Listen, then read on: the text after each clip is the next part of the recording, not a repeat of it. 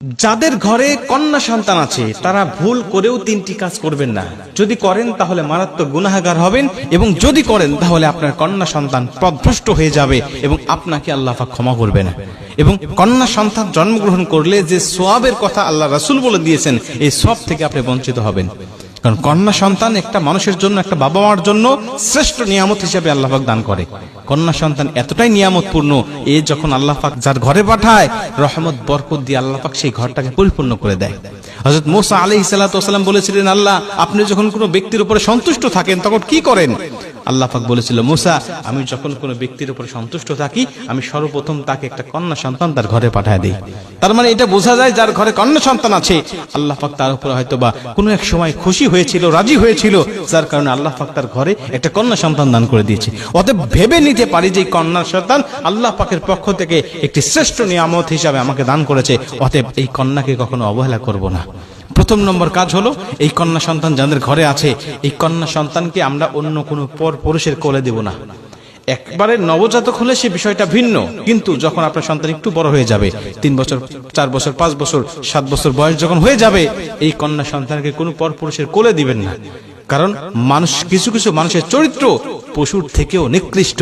আল্লাহ পাক বলেন, উলাইকা কাল আনআম বাল হুম আদল, এরা হলো চতুষ্পদ জন্তুর ন্যায়, বরং তার থেকেও নিকৃষ্ট।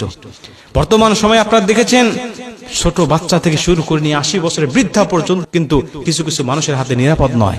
অতএব আপনার সন্তানকে সবসময় লজ্জা, শালীনতা শিক্ষা দিবেন। অন্য কোনো পরপুরুষের কোলে আপনি বসাবেন না। এতে কি হবে? সে হোক ভালো, কিন্তু আপনার কন্যা সন্তানের লজ্জা শরম নষ্ট হয়ে যাবে। আল হায়াউ শু'বাতুম মিনাল ঈমান, নবীজি বলছে লজ্জা শরম হলো ঈমানের অঙ্গ। আপনার সন্তানের কিন্তু লজ্জা শরম ভাঙতে থাকবে। অতএব ছোট্ট থেকেই আপনি তাকে লজ্জা শিক্ষা দিবেন। এটা হলো ঈমানের একটি অংশ, এটা আপনাকে শিক্ষা দিতে হবে। কন্যা সন্তান কোনো পরপুরুষের কোলে দিবেন না, বসাবেন না। সোফায় বসে আছে, আপনি তার কোলে আপনার কন্যা সন্তানকে বসাবেন না। 2 নম্বরে, এই কন্যা সন্তানকে যখন বাহিরে পাঠাবেন তখন আপনি তাকে একা একা ছেড়ে দিবেন না। স্কুলে যাক, মক্তবে যাক, মাদ্রাসায় যাক, যেখানে যাক না কেন, আপনি তাকে একা ছেড়ে দিবেন না। আপনি নিজে তাকে রেখে আসবেন, আবার আসার সময় তাকে নিয়ে আসবেন।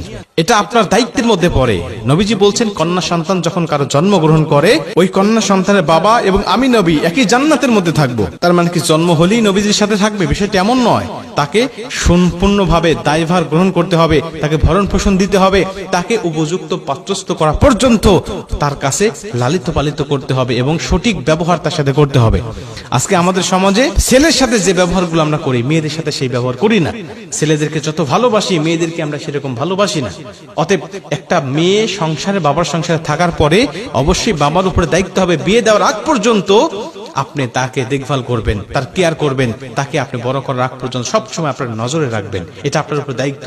জন্ম দিয়েছেন বলে আপনি জান্নাত পেয়ে গেছেন বিষয়টা এমন নয়। তাকে দ্বীন শিক্ষা দিতে হবে, তাকে আদব শিক্ষা দিতে হবে, তাকে ইসলাম শিক্ষা দিতে হবে। এটা আপনার উপরে দায়িত্ব। মুসলমান ভাইরা আমার, 3 নম্বরে নবীজি বলেন, যখন তোমার ঘরে কোনো কন্যা সন্তান থাকবে তখন তুমি তোমার কন্যা সন্তানকে 2 চোখে দেখতে পারবে না।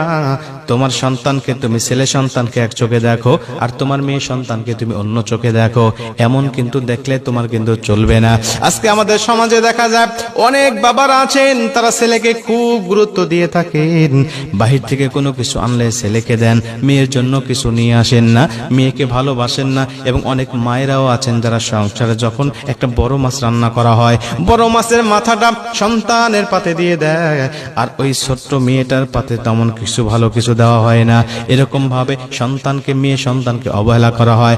এক পর্যায়ে এই মেয়েটা যখন শ্বশুর বাড়িতে চলে যায়, তখন শ্বশুর বাড়ি গিয়েও এই মেয়েটা অবহেলার শিকার হয়। আপনি বাবার সংসারে থাকতে মাও তাকে ভালো কিছু খাবার দেয় না, আবার শ্বশুর বাড়ি গেলে তো তার কপালে ভালো কিছু জোটেই না।